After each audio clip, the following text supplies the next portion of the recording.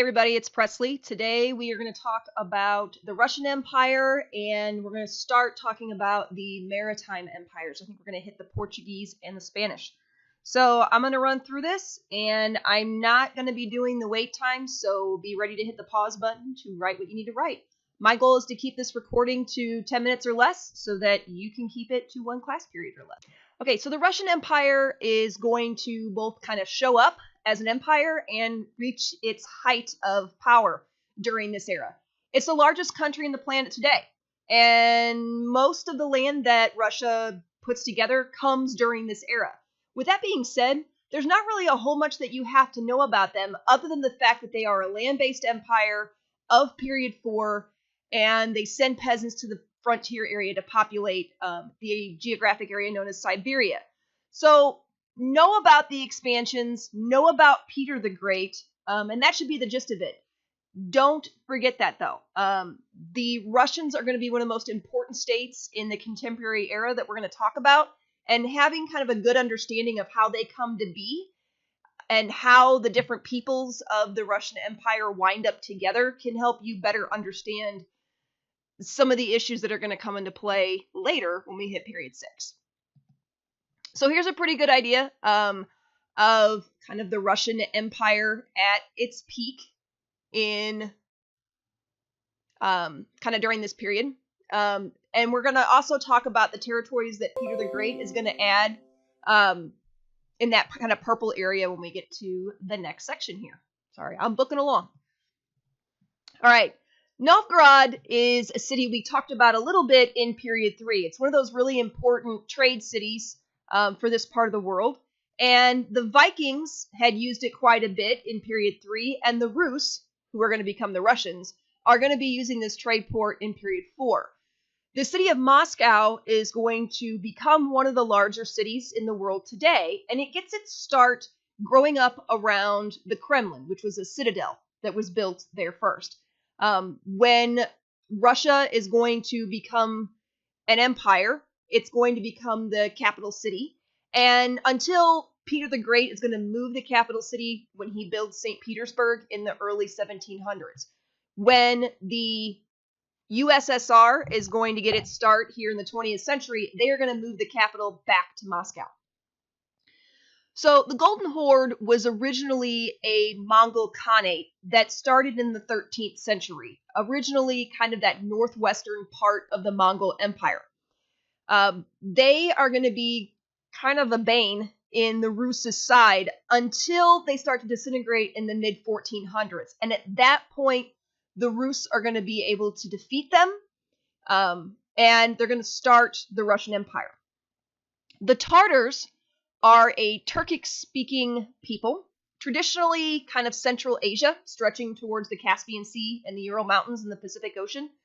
So this group is going to be kind of one of the cultural starts for Russia. Another group is going to be the Cossacks. The Cossacks were a group of predominantly Slavic-speaking people who became known as members of a very kind of self-governing, democratic, semi-militaristic community in kind of what is modern-day southern Russia, eastern Ukraine area.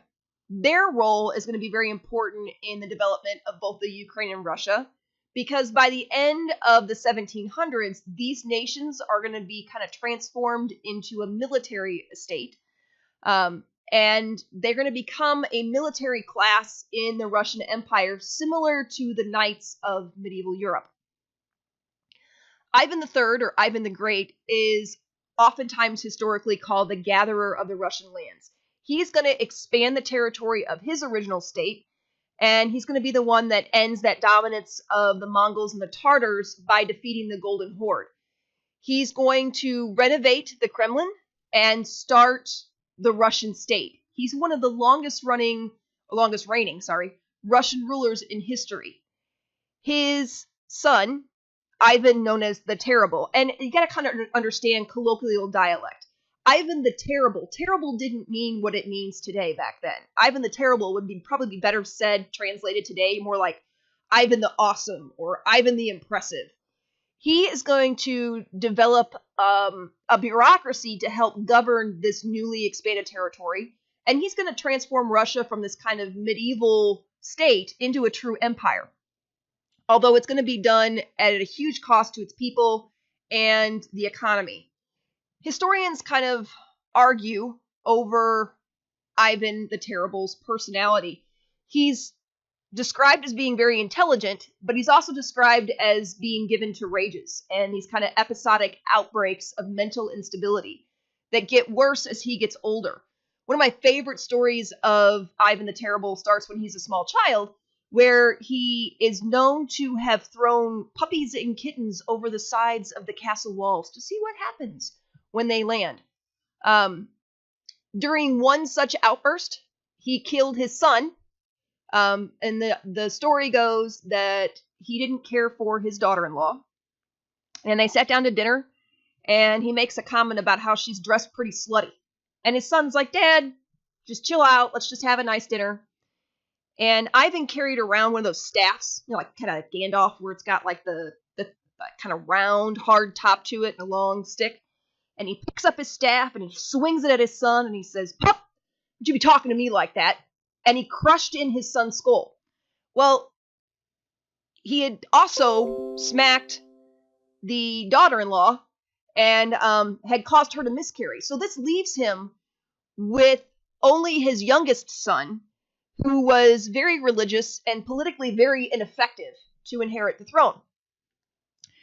And his son, you don't really need to know his name, but Ivan the Terrible's son is eventually not going to have any children, and it's going to cause this kind of break in the dynasty, which is going to create what we call the Time of Troubles. The Time of Troubles is this kind of few years where it's about a 5-6 year period where there's the death of Ivan the Terrible's son, and before a Romanov is chosen to become the new dynasty. During that time, there's a horrible famine that kills like 1 out of every 3 people. The plague is going to hit. It's just a really, really bad time to be in Russia. So eventually they decide to choose a Romanov to lead the next dynasty because the Romanovs were related to the Ivan's family through marriage. So eventually, Peter Romanov is going to become known as Peter the Great. Peter is going to lead a lot of successful wars. He's going to expand the empire even more. But his big claim to fame is that he takes Russia and makes it a major European power. He's going to gain access to a sea portal in the Baltic Sea by going to war. And he's going to lead a cultural revolution. He's going to westernize Russia and bring it to a European power stage, which is a big deal because they're going to try to do a lot of business with Europe. And there's all kinds of stories about him, like, Russians had dressed more like the Tartars and the Mongols because that's traditionally who they did business with. So he tells them to get rid of these long beards and the long, fur coats and stuff, and tells them they have to dress like Europeans.